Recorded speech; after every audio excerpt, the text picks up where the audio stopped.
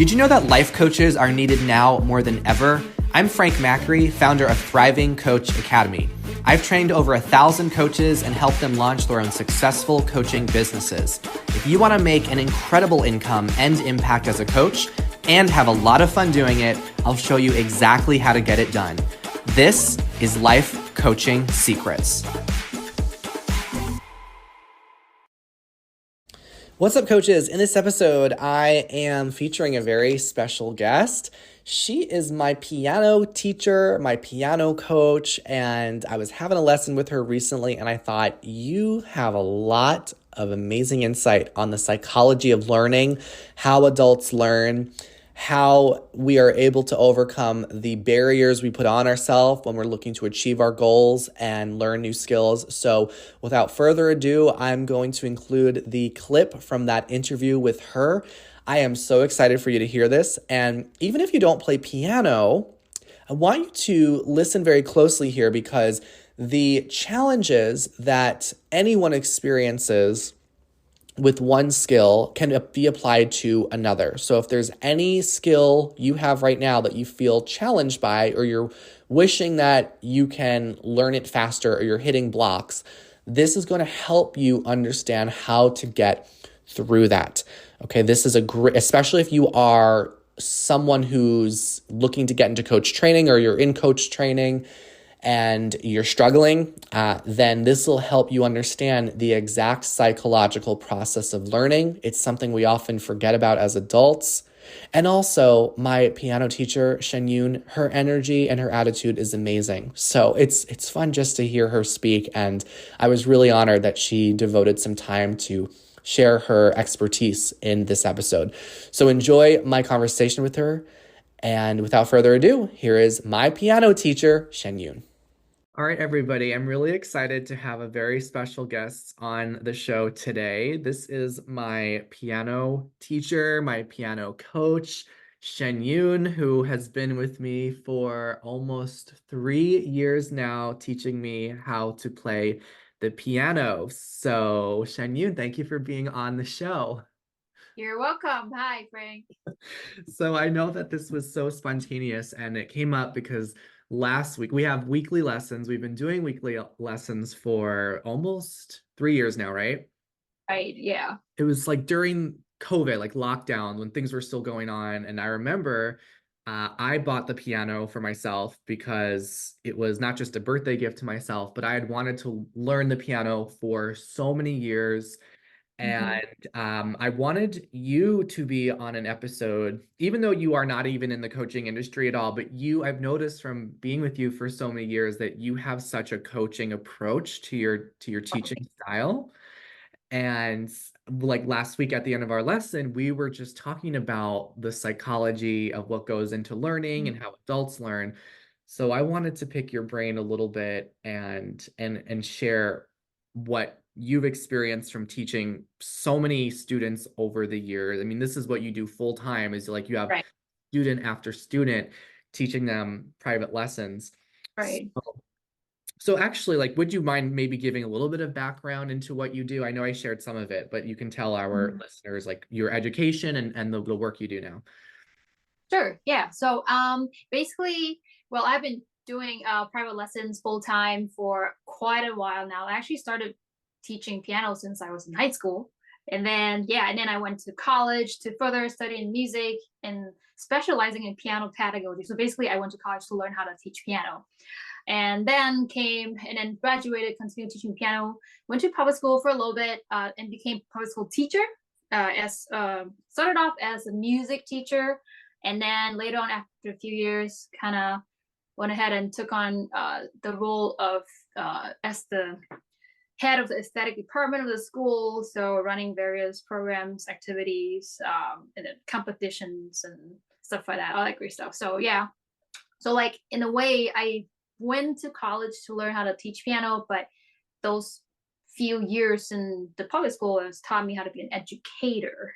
Yeah, and so I think like these two experiences have really helped me it has really shaped me to do what I do right now. Yeah, so and I would have to say that like right now I do have I have both adult and kids as my um, students.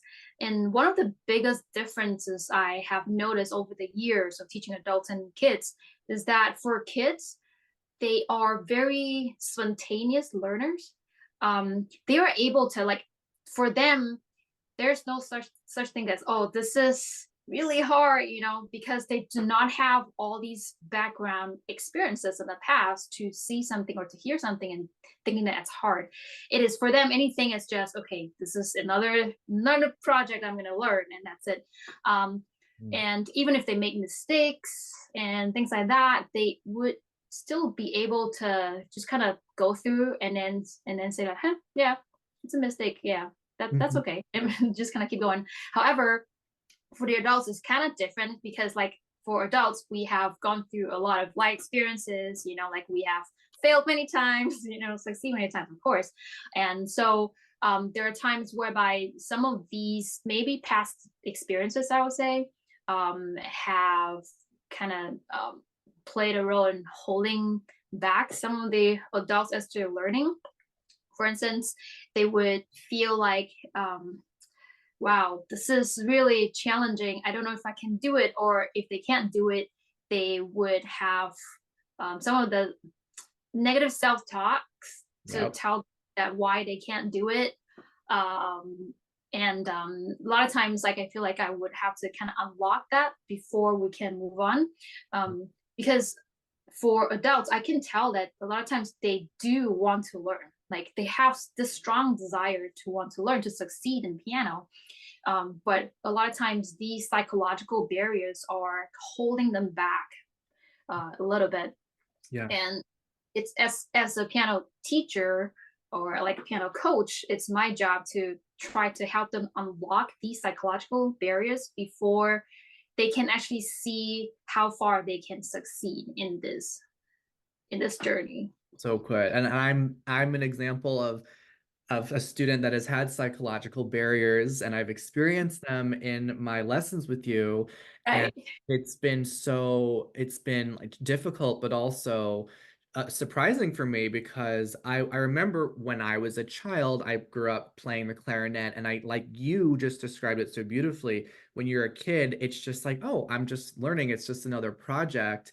I love how you Mm-hmm. that. But as an adult learning the piano, just like if you're learning any skill as an adult, if you're learning coaching, if you're learning a language, we have all of these different reference points of our past experiences. And I notice sometimes, I told you this last week, sometimes I want to leave our lessons like almost like I want to cry. And I start thinking, what's going on? I'm just learning an instrument. And it's something I'm just doing for fun too. It's a hobby. I'm Mm-hmm. doing it professionally.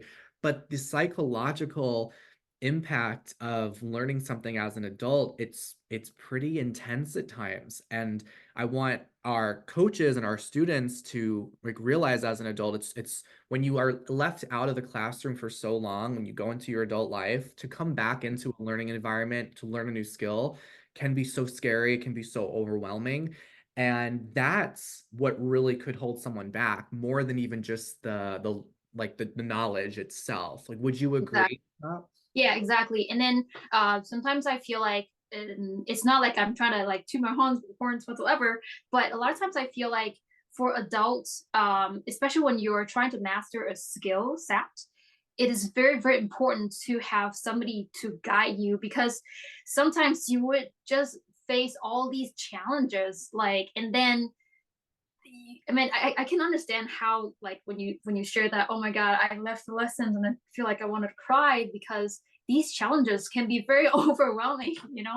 They can be very overwhelming. And then if you do not have anybody to guide you, what's the option? Give up. That's usually the very natural reaction, is to just, oh, I can't do this. I can't, I'm just gonna throw in a towel, and I'm just gonna do something else.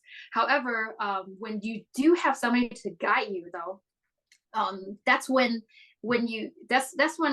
you are when you're facing certain challenges, you are able to be pulled out of the rut, because you have that guidance, and then somebody's there to say, hey, it's okay, like, it's all right. Today may not be a good day, or today, like, there are things going on in your life, and then maybe this is not the you're not in the right mind to do your lesson. However, it's okay. Let's do it again. And then when you fail, or when you keep trying and then still not able to achieve what you would like, and then that person, whoever that is, maybe your coach or your teacher, whoever that is able to say, it's okay. I see that you have these challenges. Okay, let's do this again. And then let's see how we can do to improve. I think that relationship is so important in learning a certain set of skills, especially. 100%. Totally. And in addition to the encouragement that you've given, I feel like one of the other cool things about having a piano teacher like you is you point out blind spots that I Mhm. wouldn't see if I tried to learn piano on my own because I Exactly. I know how to read music. Like, and you knew that Right. when I started working with you. I knew how to read music, but if I were to have tried to even teach myself piano by myself, I would be nowhere near where I'm at Mhm. right now. And I would have picked up so many bad habits along the way. I remember Exactly. when we got started, because people might be wondering as well how our lessons go because it's all virtual. And I think like that, Mhm. I'll be honest with you, that was a big hesitation I had before we started working together. I had four piano teachers I was kind of interviewing, and I think maybe all three of the four were in person and they came to my home Mhm. and they sat next to me. And then I was like, well, let me just try to do a virtual teacher and see how it goes. And you said, okay, just set up your laptop right next to the piano. Mhm. And we were on video, we're on Zoom. And it amazed me because all you're doing in our lessons is you're looking at my fingers. Like Right. the time you're not even looking at my face. You just see my fingers for an hour and you're Yeah. able to say, "Oh, hold on a second. Your fourth finger on your right hand, that's in the wrong place." And like that kind of stuff blows me away because number one, I thought, how could you possibly learn as well virtually as in person? And nowadays, I think we all see like you can learn like just as well, if not even better, with virtual learning. And Exactly. so like you being able to pull out those blind spots that I would have never known if I went at this. It's like when people go into any skill, like even when people they think, well, I know how to ask questions, I know how to listen. So Mhm. therefore, like I'm just gonna go out and coach. And Mhm. I mean, you're not in that world and might not have a full grasp of it, but I'm sure you can like get a sense that, when you have mentors and guides, just like you are an instructor to me, who can point out those little blind spots and share with you whether it's, hey, your finger's in the wrong place, or, maybe, rephrase the way you asked that question. It makes a world of a difference when Right. someone can actively observe you and listen to you to show you what you're not seeing. Exactly. And then I do have some students that would kind of come through me, and then before that, prior to that, they learned maybe a few pieces on YouTube, and so they're like, "Oh no, you know what? I really know how to play the piano. I just want to be better." I was like, "Oh yeah, you know how to play piano, and then can you show me something?" So they would show me what they learned from YouTube, of course, from the tutorials and stuff. And yes, they're able to play, like some are okay. However, you can always see Mm. great improvements or mistakes, or like technical mistakes and things like that that they cannot see themselves. They just feel like, okay, I can make these sounds, and then it sounds like that song that I'm trying to learn, and that's good. However, just from a different, like from a teacher's perspective, there's so many things that they didn't do correctly that they didn't even know. Yeah. And then so, like, of course, like it would be my role or my job to help them correct these little mistakes, because these things really go a long way in you know getting that foundation strong to be able to play anything in the future. Right. And like Yeah. I feel like the faster it is that when you want to become a master or just develop mastery in a skill, like whether it be piano, coaching, whatever, the Mhm. faster you can get access to a mentor or a teacher, then the easier it's going to be to have that strong foundation. So that way Exactly. you don't have to spend so much time unlearning all those bad Right. habits because there have been times where you have said, like, let's correct the way that you're sitting or the way that, remember, Yep. a lot of our first year was on my posture, where I was Mm. sitting, where how I remember you'd always say, lift those wrists, because Yep. I would skip them or something. And I just thought, wow, if I tried to go at this alone and I was locked into a poor posture or a poor way of playing, it would have been even Mhm. harder. We put more work on ourselves if Right. we try to muscle through something on our own Oh, versus if we can just get the support, find someone who can help us ahead of time so that way we can unlearn the bad habits and actually learn faster. uh-huh. Totally, totally. I totally agree with you on that. Yeah. And I wanted to share too, like maybe one of the last things just to hit on is one of the other things I appreciate in this whole learning process, because as someone that's been out of a school environment for many years and now immersing, besides learning piano with you, the only other area where I'm have a coach who's like teaching me a skill set is tennis. Like I have a weekly tennis lesson with a coach, and it's the same Mhm. psychological thing of just Mhm. like getting out of your own way, not beating yourself up, like getting over those whole like feeling like you're a failure and all that. But I really appreciate that you often have me slow down. And I notice that for some reason, and maybe you can expand on this, I like just want to rush through. If we're learning a piece Mhm. of music, I just want to rush through it. And even today, because we had our lesson right before Right. this, we were saying, okay, we're going to go through it and we're going to go line by line and we're going to slow down. We're going to be intentional about every single measure of the piece. And Mhm. within just the 1 hour of slowing down, it was amazing. Like I was able to get it so much more than just the hour prior. So do you want to talk about, or can you add on any to that of the benefits of slowing down and anything you want to share to that? Right, right, sure. So, in terms of, like, say, learning how to play the piano, I know that psychology of wanting to speed up because a lot of times when I practice on my own, if I don't catch myself, I would automatically just kind of want, oh, I want to rush through it, want to rush through it until maybe a certain level, a certain period of time. All of a sudden, I'm like, okay, so I've been doing this for 15 minutes now. What did I what have I learned? Or if is there any improvement? Usually most of the time when I ask that question, when I pause and ask that question, the answer is no, because I rushed through it. And so when you rush through it, that's more like you are just trying to use your muscle memory. And most of the time, that is not very intentional. Like, we're not really engaging a lot of the thinking process during the practice. And most of the time, that practice is not very fruitful. So, um, when we actually slow it down and really focus on the minute details, slowing down allows us to be able to see things that we would not be able to see if Yeah. we're just going at a fast speed. Yeah. And then it's funny because sometimes I will share with my students, it's like slow is fast. If you want to learn fast, slow it down because when you start slowing down, you see the minute details and then you see the relation between the left and right hand. And then you do that. And then slowing down also allows you to be able to play accurately. And you do that process playing accurately slowly, but accurately 10 times over. 10 times slowing down, doing accurately. And then when you feel comfortable, you start speeding up.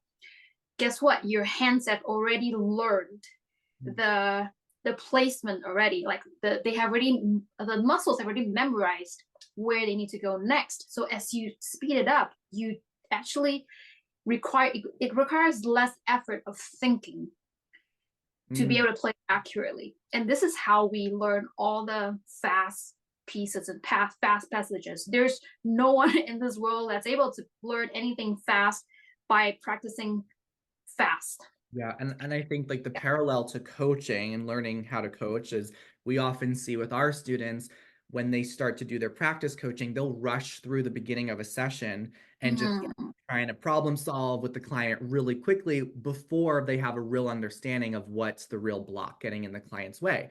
So it's like the Mm-hmm. same exact thing happens with our coaching students. And like you just hit on, it's sometimes just we want to rush through, we want to just use our muscle memory, but that's not going to get us very far. And once Exactly. like you have me slow down in the music pieces we're learning, when we have our coaches slow down, that's often the feedback we're giving them. We're like, slow down, let's still stay in the beginning of the session before we go on to the middle. That's actually what helps you become more efficient in the skill Mm-hmm. later on after you start, like you said, starts what did you say? Like starting slow makes you go fast, or slow is actually what? How did you Slow word is that? fast, like slow is fast, Slow is basically. fast. Yeah, that's so good. So is there anything else that you'd want to share as we finish this up? This has been amazing, by the way. Thank you for sharing a little bit of your like genius brain. I feel like I've hit the jackpot in finding you as a piano coach and teacher. Anything else that you'd like to give or share to adults in general that are looking to learn a new skill? Maybe they're Mhm. doubtful, or maybe they're starting to learn the skill, but they're wanting to quit. Anything you want to speak to there? Sure. I would have said that like if you really are wanting to master a skill, look for somebody, like look for a coach, like look for an instructor that's able to get you there, because chances of us quitting is very high if you do not have anybody to help you, because there are bound to be challenges. There are bound to be challenges. There are bound to be things that you won't be able to solve yourself. And yeah, so I remember I talked to one of the students in past. He was like, of course we had weekly lessons. He was an adult, and he was like, if I didn't have piano lessons, I would have quit now. Mhm. There's no way I would be able to continue, because some of the things are really hard to masters and then to master, and then it's yeah, like if you really want to get good at something, really find someone that is able to help you. Yeah. So good. Hmm. It just reminded me too, like when sometimes what helps us in our lessons, because I know I'm not going to quit piano, but there are times when the thought comes to my mind, like, you know what? Why am I doing this? Right. And Right. I remember when I started learning clarinet. So I was in fourth grade, I believe. And I Hmm. remember how terribly I played the clarinet Hmm. for years. Right. Fourth grade, fifth grade, sixth grade. It wasn't until I think seventh or eighth grade when I started to become more proficient. And that's like 4 or 5 years. Hmm. In those moments when we're learning and I want to beat myself up, I'm like, wait a second, I'm only at like almost 3 years doing this. Right. Like And you're playing some really advanced stuff. well, I appreciate that. It's a lot of that is thanks to you, of course. But I think, well, imagine if I was, in sixth grade wanting to Hmm. play an advanced piece, it would be so insane. So, Hmm. like when people learn coaching, I think to parallel it, like a lot of times a coach will get very upset if in just, a few months, they're not able to know exactly what questions to ask in a session or exactly what tools to use. And I'm like, Hmm. think about the big picture here. Like to become a master at something, it takes years. That doesn't mean like as coaches, you like here's another great parallel. Just because it takes a long time to master something doesn't mean you can't start sharing that gift along the way. As you Hmm. know, I've been recording myself. I send you the videos, I put them on Instagram, and sometimes I mess up in those videos, but I still like sharing them because you develop a certain level of excellence and you continue to grow from there. So for coaches, like you don't have to be at the mastery level to then offer the world your coaching, but it's just Hmm. remembering that it is a process, and as long as you can be patient with that process, you're going to see results. And I remember I asked you last week as well. I said, at what point, because I'm like, this is still, I feel like I'm struggling a lot in our sessions, and you Hmm. normalized it. And then I asked you, like, how long did it take you? How many years before you could like sit down and look at a piece and it just kind of come to you and be in more of a flow? Do you remember what you had shared with me about that?